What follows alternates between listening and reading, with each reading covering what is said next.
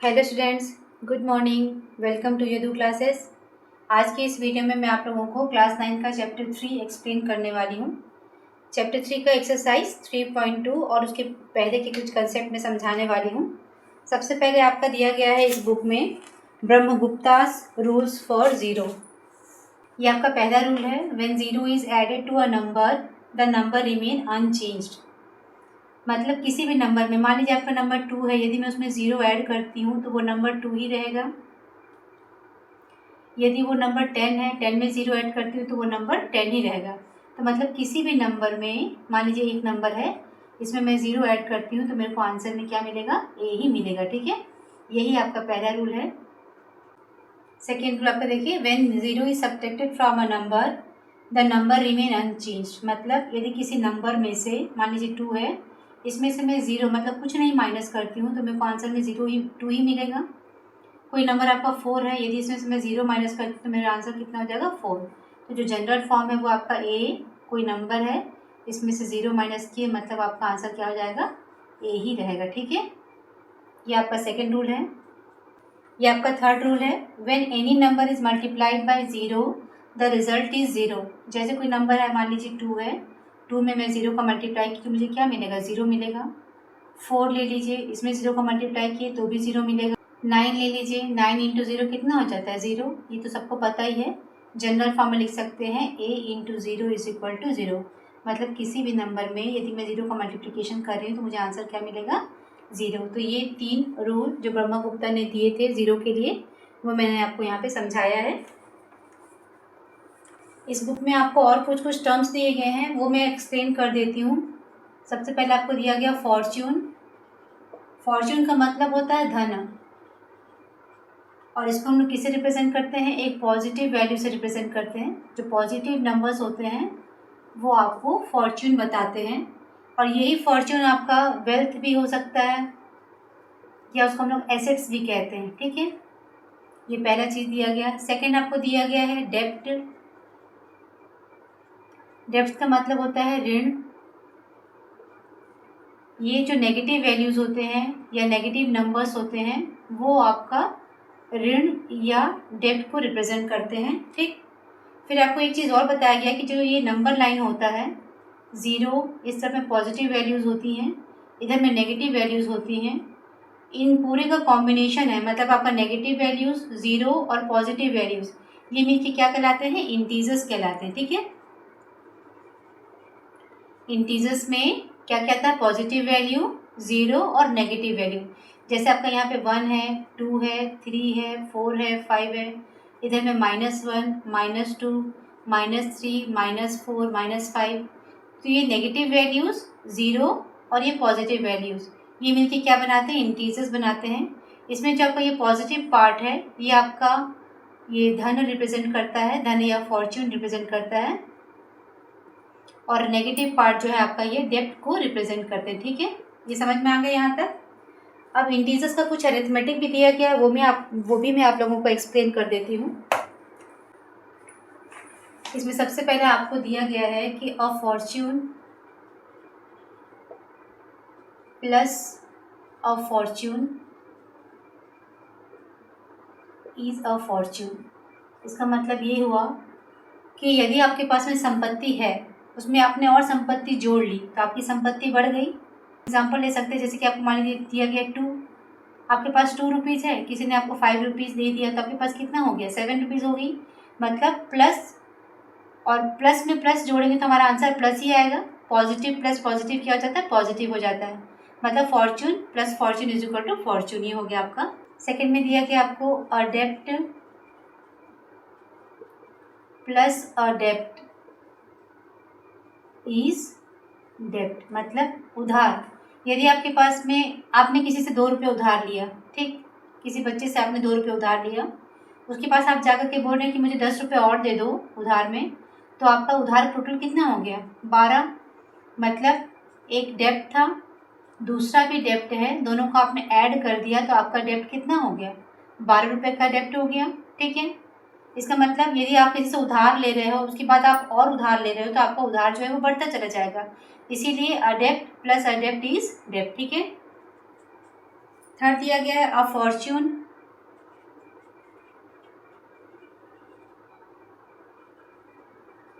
-0 is a Fortune.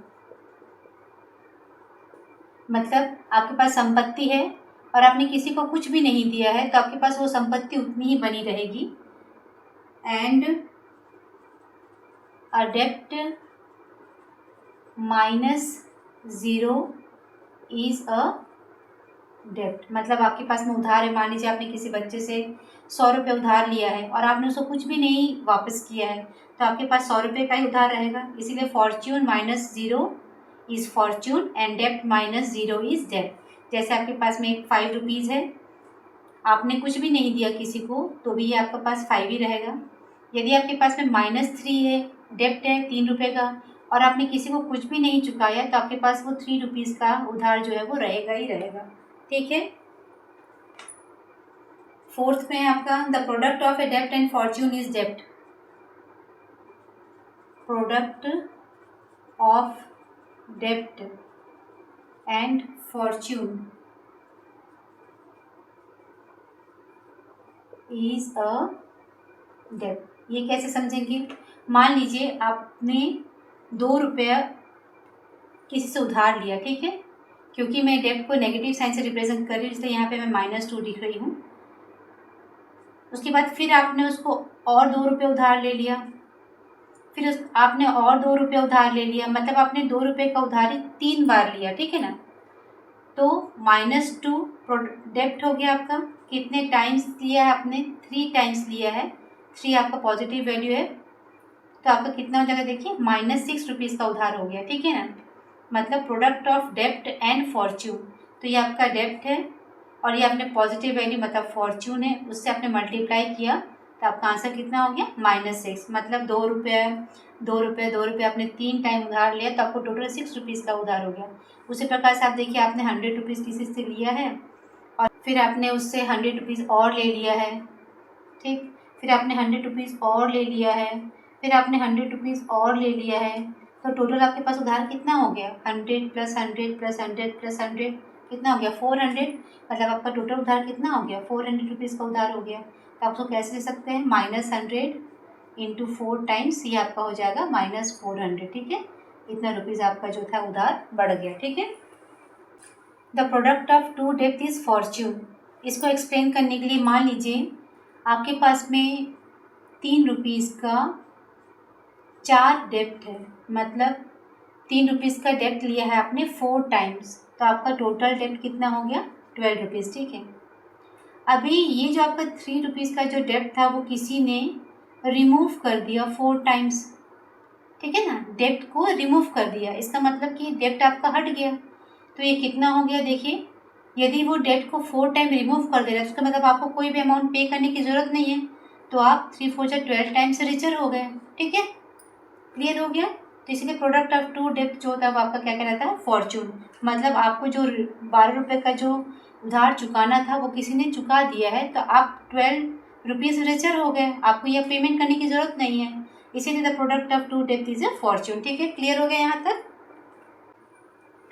Why does a negative time a negative equal a positive, ये आपका think and reflect है, इसमें दिया गया है।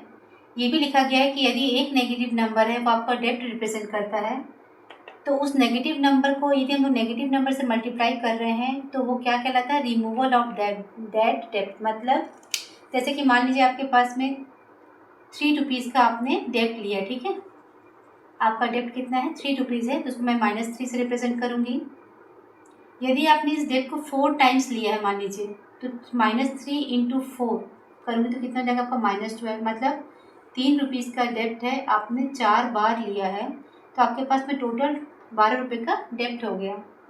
यदि -3 के साथ में आपको -4 दिया गया, इसका मतलब 3 रुपीज़ का डेब्ट जो था, -3 रुपीज़ का जो डेब्ट था वो 4 टाइम्स किसी ने रिमूव कर दिया है, ठीक है। एक डेब्ट ये आपको एक माइनस साइन बता रहा है, वन नेगेटिव नंबर रिप्रेजेंट डेब्ट, ये आपका डेब्ट बता रहा है, और जो दूसरा नेगेटिव बता रहा है वो आपका रिमूवल ऑफ दैट डेब्ट, मतलब उस डेब्ट का रिमूवल बता रहा है। तो जब हम लोग -3 रुपीज़ का जो डेब्ट था उसको 4 बार मैं रिमूव कर दे रही हूँ, इसका मतलब क्या हुआ कि जब मैंने -3 का डेप्ट मैंने एक बार रिमूव किया तो मैं 3 टाइम्स रिचर हो गई। यदि -3 रुपीज़ का जो डेप्ट था उसको मैंने 2 टाइम्स रिमूव किया तो मैं 6 टाइम्स रिचर हो गई। 3 रुपीज़ का जो डेप्ट था उसको मैंने 3 टाइम्स रिमूव किया तो मैं 9 टाइम्स रिचर हो गई। तो जब मैंने 3 रुपीज़ का डेप्ट था मैंने 4 टाइम्स रिमूव किया उसको तो मैं 12 टाइम्स रिचर हो गई।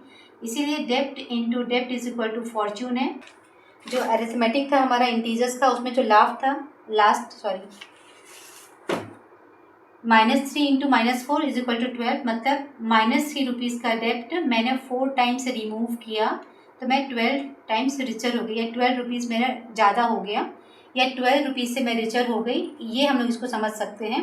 इसीलिए बोला गया है एक नेगेटिव नंबर को एक नेगेटिव से मल्टीप्लाई करने से हम लोगों को पॉजिटिव वैल्यू आती है। ठीक है, ये मैंने यहाँ पे इसको एक्सप्लेन किया। मैं आप लोगों को लिखना ही बता देती हूँ कि कैसे आप लोग कॉपी में इसको लिखेंगे।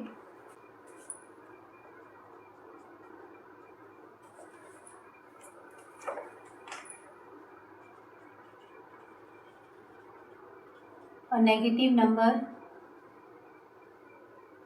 represents a debt and a negative multiplier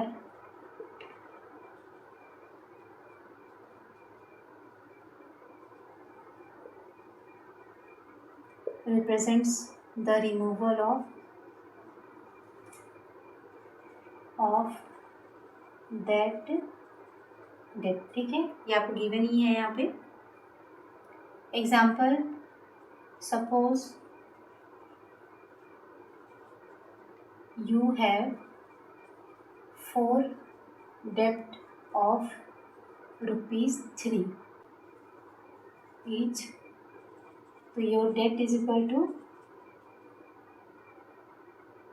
4 into -3 means -12.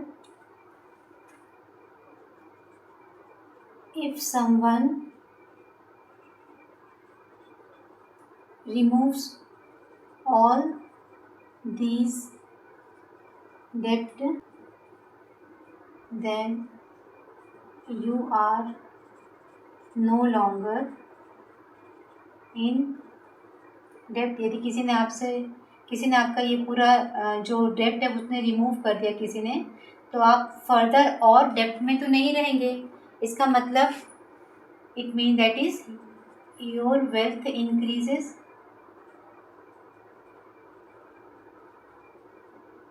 मतलब आपका जो वेल्थ है वो बढ़ जाता है। तो मैथमेटिकली हम उसको लिख सकते हैं 3 रुपीज़ का डेप्ट था, किसी ने रिमूव कर दिया, ये माइनस साइन रिमूवल बता रहा है 4 टाइम्स, तो आप 12 टाइम्स रिचर हो गए। ठीक है, देयरफॉर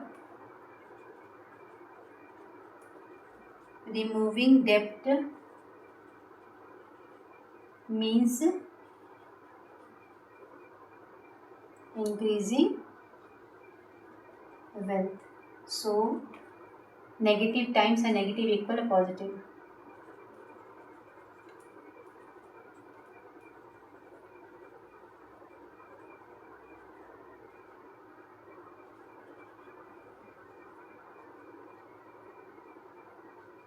क्लियर है यहाँ पे?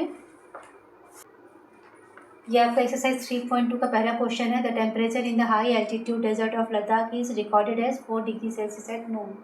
दोपहर में टेम्परेचर कितना था? 4 डिग्री सेल्सियस। कितना ड्रॉप हुआ? 15 डिग्री सेल्सियस ड्रॉप हुआ। तो मिड नाइट का टेम्परेचर हम लोग को निकालना है। सॉल्यूशन देखिए, टेम्परेचर एट नून कितना दिया गया आपको? 4 डिग्री सेल्सियस। टेम्परेचर ड्रॉप कितना हुआ है? 15 डिग्री सेल्सियस। तो टेम्परेचर एट मिड नाइट, अब ये ड्रॉप है, या नून पे जो टेम्परेचर है मैं इसको +4 लिख सकती हूँ, क्योंकि ये ड्रॉप हुआ तो इसको मैं -15 लिख सकती हूँ। तो टेम्परेचर एट मिड नाइट कितना हो जाएगा? 4 - 15 मतलब -11 डिग्री सेल्सियस। ठीक है, आंसर लिख लीजिए।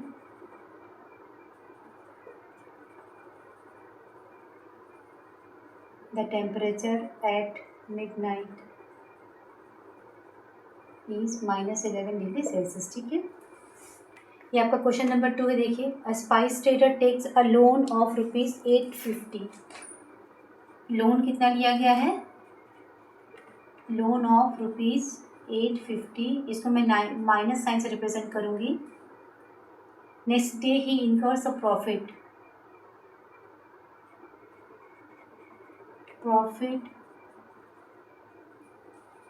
incurred the next day is equal to ₹1200 है, उसको मैं प्लस साइन से रिप्रेजेंट करूंगी। द फॉलोइंग वीक इनकर a loss of ₹450। Loss of ₹450, इसको मैं कैसे रिप्रेजेंट करूंगी? -450 से रिप्रेजेंट करूंगी। ठीक है। Write this sequence as an equation using integers and calculate his final financial standing. तो his final financial standing is equal to -850 plus 1200 और -450। ठीक है। तो -300 प्लस 1200, ये आपका आ गया -100।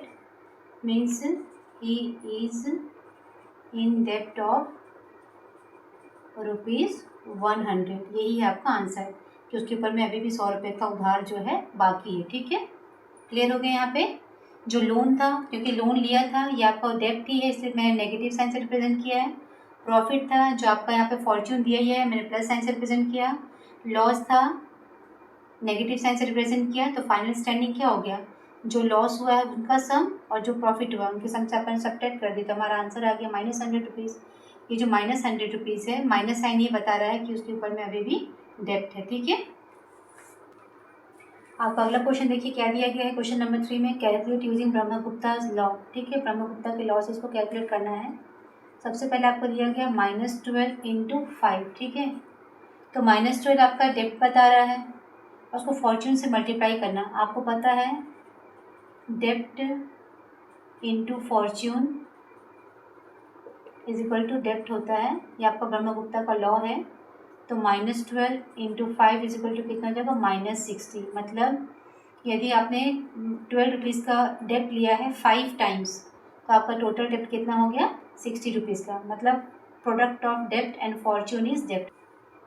ये पहला वाला है। इसका रूल लॉ क्या है? प्रोडक्ट ऑफ अ डेब्ट एंड फॉर्च्यून इज डेब्ट। ये आपको दिया गया है। सेकंड में क्या दिया गया? देखिए, -8 × -7, मतलब डेब्ट है 8 रुपीज़ का और किसी ने -7 टाइम्स रिमूव कर दिया है। तो आपको पता है ना, डेब्ट इंटू डेब्ट इज इक्वल टू फॉर्च्यून होता है। ये आपका लास्ट वाला लॉ है। सो -8 × -7 इज इक्वल टू 56। ठीक है। ये आपका हो गया सेकंड का सॉल्यूशन। आप लॉ यहाँ पे लिख सकते हैं, द प्रोडक्ट ऑफ टू डेब्ट इज फॉर्च्यून। ठीक है। ये आपको लॉ दिया गया है। 0 -14। किसी में नेगेटिव को सब्ट्रैक्ट किया जा रहा है तो हमारा आंसर पॉजिटिव हो जाएगा। मतलब subtracting negative means adding positive. और यदि हम लोग डेब्ट को रिमूव कर दे रहे हैं, ये आपका रिमूव करना, ये आपका हो जाएगा माइनस साइन, मतलब रिमूवल। और ये आपका बताता है डेब्ट, मतलब डेब्ट को this implies that removal of डेब्ट मीन्स एडिंग फॉर्च्यून। यही आपका rule. Therefore 0 -14 is equal to 14। ठीक है। 4 में देखिए -20 डिवाइडेड बाई 4 है, मतलब डेब्ट को 4 टाइम्स बांट देना। ठीक है। तो -20 डिवाइडेड बाई 4 आपका क्या हो जाएगा, -5 होगा। मतलब आपका डेब्ट जो है वो 4 लोगों में बट रहा है तो वो तो डेब्ट ही रहेगा। इसीलिए डिवाइडिंग डेब्ट स्टिल अ डेब्ट। ठीक है, डेब्ट को मैंने डिवाइड कर दिया है तो भी तो वो डेब्ट ही है ना, इसीलिए -20 डिवाइडेड बाई 4 मीन्स -5। ठीक है, ये आपका क्वेश्चन नंबर 4 है। इसमें क्या दिया है देखिए, using a real world example of डेब्ट why subtracting a negative number is same as adding a positive number. इसको एक्सप्लेन करना हम लोग को। सपोज आपको एग्जांपल में दिया गया है 10 माइनस -5। ठीक है, मान लीजिए सपोज यू हैव ₹10। ठीक है, अब क्योंकि आपके पास में ये फॉर्च्यून है तो मैं इसको प्लस साइन से रिप्रेजेंट कर रही हूँ। ठीक है ना, इफ़ यू हैव अ डेब्ट ऑफ ₹5, मतलब आपने किसी से उधार लिया है 5 रुपीज़, तो ये आपके पास में -5 हो गया। रिमूवल ऑफ डेब्ट, ये क्या हो जाएगा आपका, -5 का डेब्ट था उसको रिमूव करना, मतलब माइनस साइन लगाना। तो आपके पास में वेल्थ अब कितना हो जाएगा, now your wealth is increased by 5 rupees, क्योंकि आपने जो 5 रुपीज़ लिया था वो आपने रिमूव कर दिया, मतलब आपने दे दिया, तो आपका जो वेल्थ है वो 5 रुपीज़ से बढ़ जाएगा। तो आपका वेल्थ अब कितना हो गया, योर वेल्थ और फॉर्च्यून कितना हो गया आपका, ये पहले आपके पास में 10 था, फिर आपने 5 रुपीज़ का जो डेब्ट था उसको रिमूव कर दिया, तो आपके पास में वेल्थ कितना हो गया, 10 + 5 मतलब 15 रुपीज़ आपका वेल्थ हो गया। ठीक है, इसीलिए subtracting negative means adding a positive. So subtracting a negative means adding positive. Clear है, तो ये मैंने एक्सरसाइज 3.2 को एक्सप्लेन किया है। आई होप आप लोगों को समझ में आया होगा। Thanks for watching this video.